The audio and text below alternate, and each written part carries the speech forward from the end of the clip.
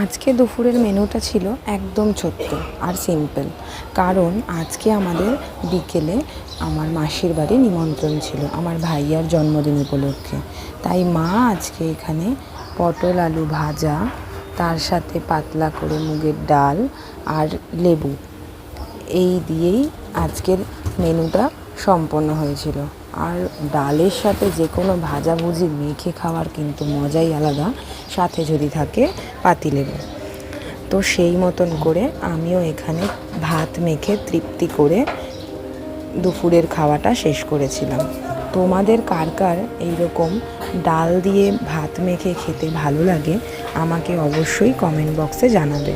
আর আমার ভিডিওগুলো তোমাদের কেমন লাগছে সেটা কমেন্টে অবশ্যই জানাবে। আর আমি আরও সুন্দর সুন্দর তাহলে তোমাদের সামনে খাবার মেনুগুলো নিয়ে চলে আসতে পারবো। যাই হোক, এখানে তোমাদের সাথে কথা বলতে বলতে আমার খাওয়াও শেষ হয়ে গেল। রাধে রাধে, সবাই ভালো থেকো।